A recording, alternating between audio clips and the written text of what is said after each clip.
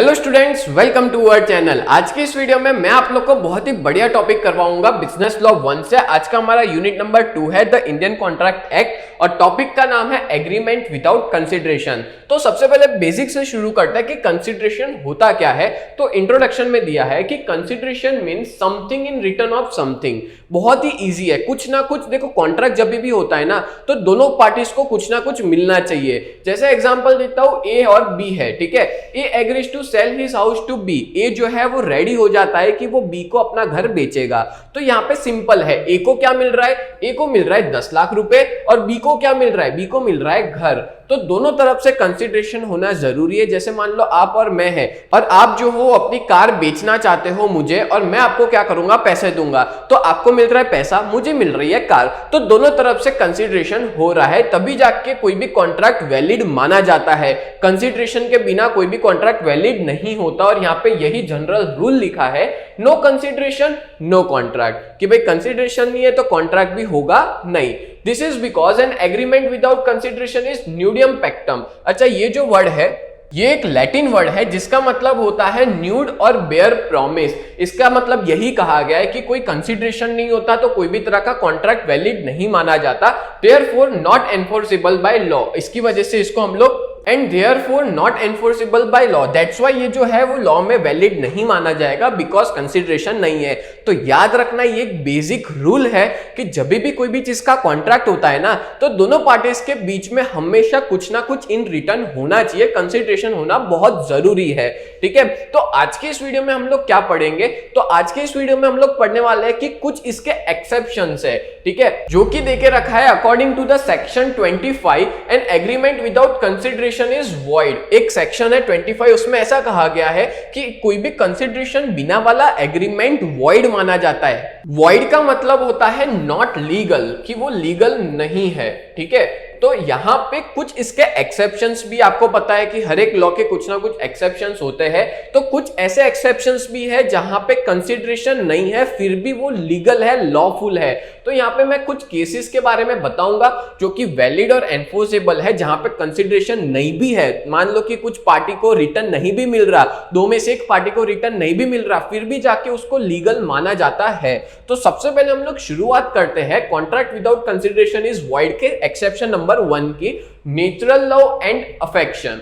Actually में जब भी हम लोग कोई भी चीज का कॉन्ट्रैक्ट करते हैं और अगर मान लो उसमें आ जाता है लव और अफेक्शन दो पार्टीज के बीच में, तो वो वैलिड माना जाता है भले उसके अंदर कंसिडरेशन ना हो, ठीक है। बहुत इजी है ये, मैं एग्जांपल देता हूं। देखो यहाँ पे आपको फोटो में से ही समझ आ रहा है, ये दोनों भाई भाई है, ठीक है। अब मान लो चीनी चीनी भाई भाई है और ये जो है वो उसके भाई को क्या दे रहा है? घर दे रहा है, ठीक है। और ये अपने भाई को अपने प्यार से घर दे रहा है। और यहाँ पे बताओ क्या कोई कंसिडरेशन है? उसका भाई क्या उसको पैसा दे रहा है? नहीं, वो यहाँ पे लव और अफेक्शन वाली बात आ गई। तो ये जो है वो उसको घर दे रहा है और इसको रिटर्न में कुछ भी नहीं मिल रहा है, फिर भी ये कॉन्ट्रैक्ट वैलिड है, फिर भी ये कॉन्ट्रैक्ट लीगल माना जाएगा, ठीक है। और यहाँ पे यही एक्सेप्शंस हम लोग पढ़ रहे हैं। इसके कुछ कंडीशंस है, वो सेटिस्फाई होना बहुत जरूरी है। 4 कंडीशंस में आपको समझाता हूं। सबसे पहला है agreement must be in writing. मतलब यहाँ पे जो भी एग्रीमेंट हो रहा है दो जनों के बीच में वो रिटर्न फॉर्म में होना चाहिए। दूसरा है it is registered under the law,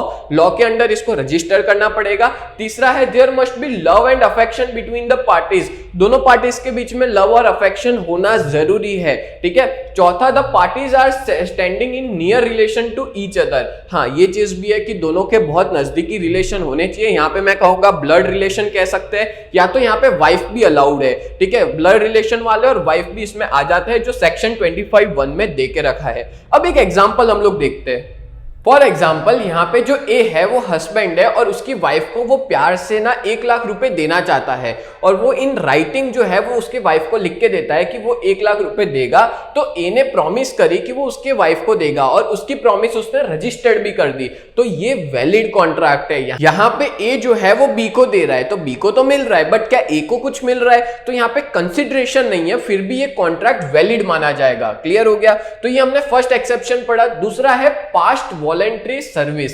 इसका मतलब होता है कि यहाँ पे कोई भी पर्सन कुछ चीज की प्रॉमिस करता है वोनली और पार्टली, तो यहाँ पे कंसिडरेशन ना भी होना तो भी वो वैलिड माना जाएगा। यहाँ पे दो केस देके रखे हैं, if a person has already voluntary done something for the promiser. यहाँ पे इसका एक एग्जांपल दिया है, जैसे मान लो ए बंदा है, उसने बी का पर्स ढूंढा, ठीक है, तो बी जो है वो उसको रिटर्न में 50 रुपए देता है। तो यहाँ पे बी ने तो नहीं कहा था कि ए को कि तू मेरे का पर्स ढूंढ के दे, फिर भी वो पर्स ढूंढ के दे रहा है, तो वो बी अपनी इच्छा से उसको कुछ पैसा दे रहा है, तो यहाँ पे कंसिडरेशन नहीं है। बी के लिए यहाँ पे कोई भी तरह का कंसिडरेशन नहीं है। ए को तो मिल रहा है 50 रुपए, बट बी के लिए नहीं है, क्योंकि बी ने तो नहीं कहा था ए को कि भाई वो तू मेरे को कुछ पर्स ढूंढ के दे तो मैं इतना पैसा दूंगा। तो यहाँ पे ये कॉन्ट्रैक्ट के अंदर ना कंपेंसेशन दिया जा रहा है उस सर्विस के लिए जो वॉलेंट्रीली करी गई है। वॉलेंट्री मतलब ए ने अपनी इच्छा से वो सर्विस कर दी है, ठीक है, क्लियर हो गया। तो ऐसा अपने एक और एग्जांपल मैं आपको बता देता हूं सेकंड पॉइंट में, if the person has done something which the promisor was legally compelled to do, और इसमें सेक्शन 25 का 2 लगेगा, ठीक है। अब इसमें तो कैसा था कि भाई उसने ऑलरेडी कोई चीज कर दी है प्रॉमिसर के लिए और प्रॉमिसर जो है वो उसको पैसा पे कर रहा था, ठीक है, यहाँ पे कंसिडरेशन नहीं था। दूसरे पॉइंट में ऐसा देके रखा है कि फॉर एग्जांपल मान लो कोई पर्सन है ए करके, ठीक है, और दूसरा है बी।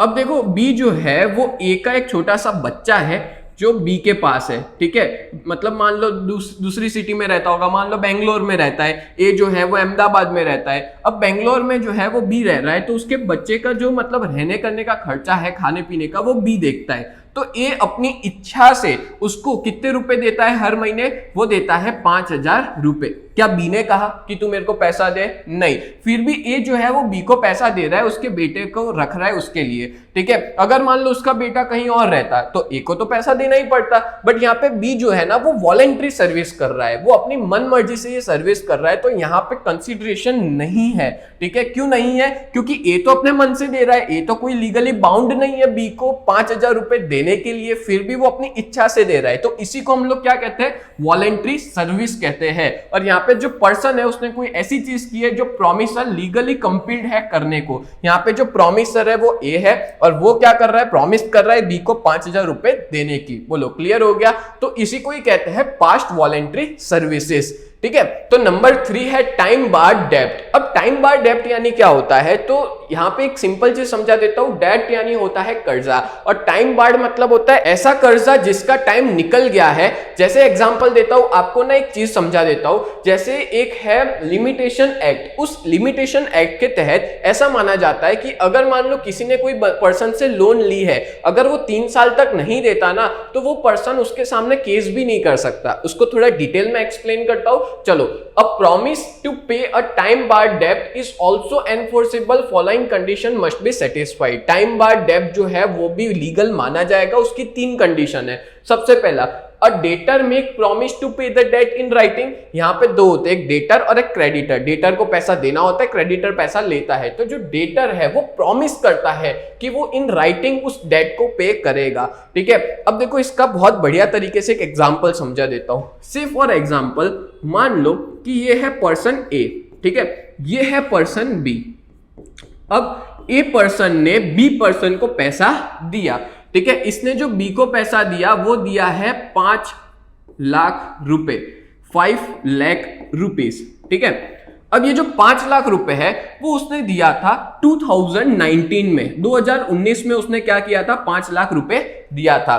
तो एक चीज बता दूं कि ए जो है वो बी से 5 लाख रुपए ले सकता है 3 साल तक, ठीक है। उसकी टाइम लिमिट होती है 3 साल तक। जैसे हो गया 2020, 2021, 2022 और 2023 से ये बंदा उसके सामने केस भी नहीं कर सकता, कुछ भी नहीं कर सकता, क्योंकि लिमिटेशन एक्ट के तहत कि भाई कोई भी लोन वगैरह होती है उसकी जो टाइम लिमिट है ना वो 3 साल की होनी चाहिए। अगर मान लो 3 साल तक उसने कोई भी चीज बोली नहीं या इसने पैसा नहीं दिया, तो ऐसा समझ लो कि 3 साल के बाद वो कुछ भी नहीं कर सकता, वो कोर्ट जाके बी के सामने केस भी नहीं कर सकता। ये कैसा है पता है? चेक जैसा है। आपको पता होगा ना कि चेक की वैलिडिटी 3 महीने होती है। 3 महीने बाद अगर कोई पे ना करे तो फिर वो चेक वैलिड नहीं माना जाता। सेम इसी तरह से अगर मान लो 3 साल तक कोई लोन पे नहीं करता तो फिर वो वैलिड माना जाता नहीं है। मतलब कि ये ए जो है वो कोर्ट में नहीं जा सकता, उसके सामने केस नहीं कर सकता। बोलो क्लियर हुआ?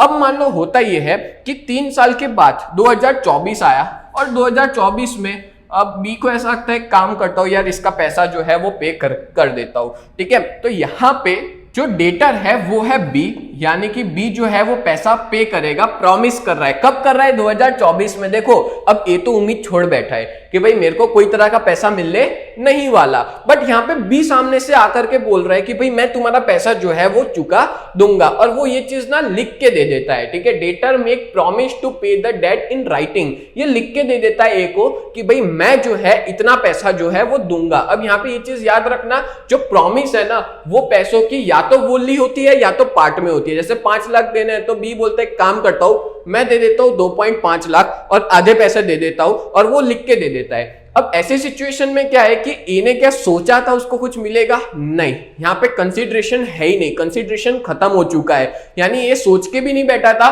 कि जो बी है वो उसको पैसा देगा, बट फिर भी बाद में आके बी दे रहा है, तो कंसीडरेशन यहां पे नहीं है। और तीसरा पॉइंट है the promise must be signed by debtors and authorised agent. मान लो बी ने किया या तो बी का कोई ऑथोराइज्ड एजेंट है, उसका सेक्रेटरी वगैरह है, उसने साइन करके ए को दिया, ठीक है। ये 3 कंडीशन होनी चाहिए फुलफिल, तभी जाके टाइम बार डेट जो है वो लीगल माना जाएगा, ठीक है। यहां पे भी कुछ इसी तरह का एग्जांपल है। ए ओन्स बी ₹1000। मान लो ए ने जो है वो बी से 1000 रुपए लिए, बट टाइम बार डेब्ट हो गया। अकॉर्डिंग टू लिमिटेशन एक्ट आपको बताया कि 3 साल तक लिमिट होती है लोन को पे करने की, और ए जो है वो साइन करता है प्रॉमिस बी को कि वो 500 रुपए देगा, जो भी उसने कर्जा लिया है 1000 में से कितने देगा? 500 देगा। ये उसकी इच्छा, भाई अगर वो 1000 चाहे तो 1000 भी दे सकता है, 500 चाहे तो 500 भी दे सकता है। तो ये जो है उसने जो लिख के दिया ना प्रॉमिस, अब दोनों के बीच में वापस कॉन्ट्रैक्ट हुआ कि बी को मिलेगा पैसा और ए जो है उसको पे करेगा। तो यहां पे बी को कुछ मिल रहा है, बट क्या ए को कुछ मिल रहा है? नहीं, ए को कुछ भी नहीं मिल रहा। फिर भी जाकर के ये लॉ के अकॉर्डिंग एनफोर्सेबल माना जाएगा, ये लीगल माना जाएगा। तो ये जो पूरा कंसेप्ट है ना, इसका एक शॉर्ट में समझाऊं तो सिंपल है कि जब कोई भी लोन का टाइम खत्म हो जाता है, टाइम बाय डेब्ट जिसको कहते हैं, कर्जे का टाइम खत्म हो जाता है, और उसके बाद जाके कोई कहता है कि मैं ये लोन पे कर रहा हूं, तो वैसे सिचुएशन के अंदर ये लीगल माना जाएगा, इलीगल नहीं है। लीगल इन द सेंस में ऐसा कह रहा हूं कि ये जो कॉन्ट्रैक्ट है वो वॉइड नहीं माना जाएगा, वो लीगल माना जाएगा, वैलिड माना जाएगा। क्लियर?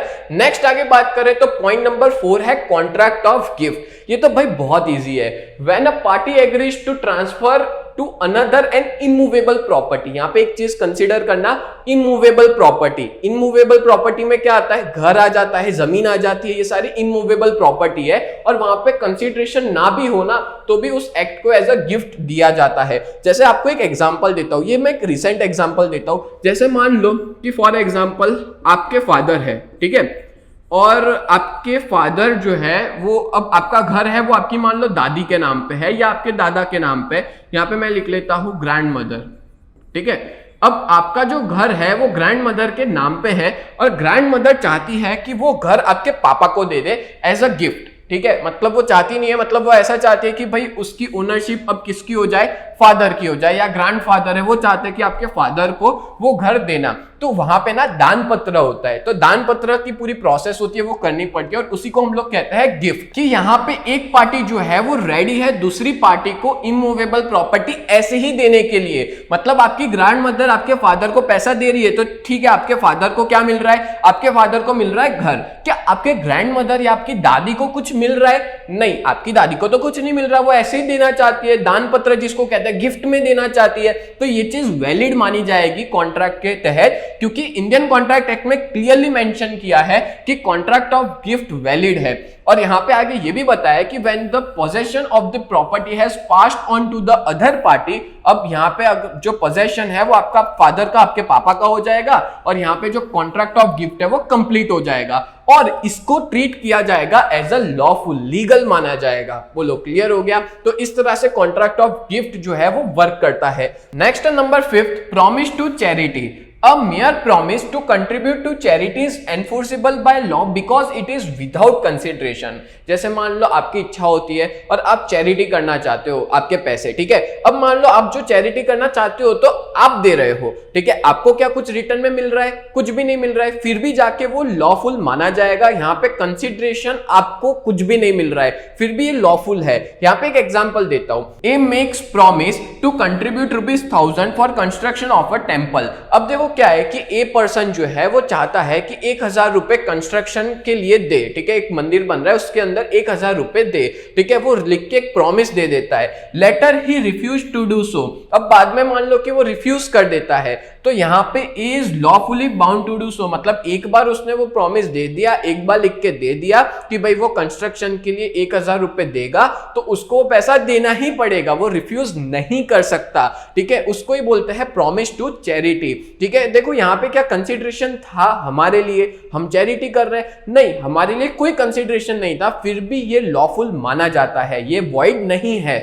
नेक्स्ट आगे बढ़ते हैं नंबर 6 पॉइंट पे, और नंबर 6 है contract must be real and not illusionary, ठीक है। यहाँ पे जो कंसिडरेशन है ना वो रियल होना चाहिए और वैल्यूएबल होना चाहिए, कंसिडरेशन कोई भी इल्यूशनरी नहीं होना चाहिए। जैसे आपको एक एग्जांपल देता हूं, ए जो है वो प्रॉमिस करता है बी को कि भाई वो तू मेरे को इतना पैसा दे, मैं तेरे को खजाना ढूंढ के दूंगा जादू से, ठीक है। या क्या ये चीज पॉसिबल है? पॉसिबल नहीं है। या दूसरा एग्जांपल देता हूं, मान लो मैं आपको बोलता हूं कि भाई आप मेरे को 1 लाख रुपए दो, मैं आपके लिए चांद तारे तोड़ के लाऊंगा, तो क्या ये चीज पॉसिबल है? पॉसिबल ही नहीं है, तो ये कॉन्ट्रैक्ट वैलिड माना ही नहीं जाएगा। मतलब कंसिडरेशन या कॉन्ट्रैक्ट जो है वो हमेशा कैसा होना चाहिए? रियल होना चाहिए और इल्यूजनरी नहीं होना चाहिए। बोलो क्लियर हो गया? नेक्स्ट आगे बढ़ते हैं number 7, consideration must not be illegal, immoral और अपोज टू पब्लिक पॉलिसी, यानी कि यहाँ पे सेक्शन 3 के हिसाब से हमेशा कंसिडरेशन लॉफुल होना चाहिए, इलीगल नहीं होना चाहिए, ठीक है। और इंडियन कॉन्ट्रैक्ट एक्ट में भी यही चीज कही है, कोर्ट जो है वो अलाउ नहीं करती कोई भी ऐसा एक्शन या कॉन्ट्रैक्ट जहां पे इलीगल, इमोरल या तो फिर कोई भी तरह का पब्लिक पॉलिसी को अपोज करते हो। जैसे एग्जांपल दूं, मान लो कि आप जो है वो गुजरात में आकर के आप कॉन्ट्रैक्ट करते हो कि भाई गुजरात में आकर के लिकर बेचोगे, दारू बेचोगे, जो कि यहाँ पे दारूबंदी है, तो ये लीगल नहीं माना जाएगा। यहाँ पे जो भी कॉन्ट्रैक्ट है वो वॉइड माना जाएगा, क्योंकि ये लीगल नहीं है, इलीगल है। क्लियर? नेक्स्ट आपको बता दूं कि आपको इसी तरह से वीडियोस देखने हैं तो आप लोग हमारे ऐप में जाके हमारा इस कोर्स का सब्सक्रिप्शन ले सकते हैं, जिसमें हम आपको बिजनेस लॉ पढ़ाएंगे, स्टैटिस्टिक्स है, मैनेजमेंट अकाउंट है, कॉस्ट एंड फाइनेंशियल अकाउंट है, अलग अलग सब्जेक्ट्स पढ़ाएंगे, और जिसकी फीस जो है वो 2399 है, और 4 सब्जेक्ट साथ साथ में हम आपको इकोनॉमिक्स के भी IMP क्वेश्चंस के वीडियोस प्रोवाइड करेंगे, तो आपकी 4-5 सब्जेक्ट की बहुत अच्छे से प्रिपरेशन हो जाएगी। तो जल्द से जल्द आप लोग हमारी ऐप को डाउनलोड करें, अगर नहीं की है तो जल्द से जल्द ऐप स्टोर पे इसका नाम है माई इंस्टीट्यूट, और प्ले स्टोर पे उसको UGT नाम से ही मिल जाएगा आपको। तो इस तरह से आप लोग को कोई भी दिक्कत है तो आप इस नंबर पे कांटेक्ट कर सकते हैं, और आप हमारे कोर्स में जरूर जुड़िए। नेक्स्ट आखिरी पॉइंट बता दूं आपको, अ कॉन्ट्रैक्ट ऑफ गारंटी। यहाँ पे कॉन्ट्रैक्ट ऑफ गारंटी भी ना कंसिडरेशन के बिना होता है, फिर भी इसको वैलिड माना जाता है। देखो आपको एग्जाम्पल से समझाता हूं, मान लो A, B और C 3 लोग हैं, ठीक है। अब A और C को पैसा, मतलब मान लो C जो है वो A से पैसा लेना चाहता है, इन दोनों के बीच में हम ऐसा कहेंगे एक एग्रीमेंट हुआ, ठीक है। A जो है वो C को क्या दे रहा है? पैसा दे रहा है। कितना पैसा दे रहा है? मान लो वो 10 लाख रुपए दे रहा है C को, ठीक है, A जो है वो, और A जो है वो किस बेसिस पे दे रहा है कि भाई अगर मान लो C जो है वो A को अपना पैसा नहीं लौटा पाया तो उस टाइम पे B जो है वो A को दे देगा, ठीक है। तो मैं यहाँ पे गारंटर कौन हुआ? B। तो मेरे को एक चीज बताओ, क्या B के लिए कोई कंसिडरेशन है? यहाँ पे कोई कंसिडरेशन नहीं है। क्यों? क्योंकि B को तो भाई B तो खाली गारंटर का काम कर रहा है, B को क्या कुछ मिलने वाला है? कुछ भी नहीं मिलेगा, फिर भी ये कॉन्ट्रैक्ट वैलिड माना जाएगा, ये वॉइड नहीं है। क्यों वैलिड है? क्योंकि यहाँ पे ये गारंटर का काम कर रहा है, और यहाँ पे यही कॉन्ट्रैक्ट ऑफ गारंटी में हम देख सकते हैं। क्लियर हो गया? तो a contract of guarantee is valid without consideration, इसमें कंसिडरेशन नहीं है, फिर भी ये वैलिड है। बोलो क्लियर हो गया? तो ऐसे वीडियोस देखने के लिए आप लोग हमारे चैनल को सब्सक्राइब जरूर करें। बोलो क्लियर हो गया? तो इस तरह से मैं और भी अलग अलग तरह के वीडियोस बनाऊंगा, जिससे आप लोग अच्छे से कंसेप्ट्स को समझ पाओ, जो लॉ है उसको अच्छे से समझ पाओ। तो उम्मीद करता हूं ये पूरा वीडियो बहुत अच्छे से समझ में आया होगा, आपको हेल्पफुल रहा होगा। ऐसी वीडियोस देखने के लिए हमारे चैनल को सब्सक्राइब करें। तो मिलते हैं नेक्स्ट वीडियो में, तब तक के लिए bye and thank you so much.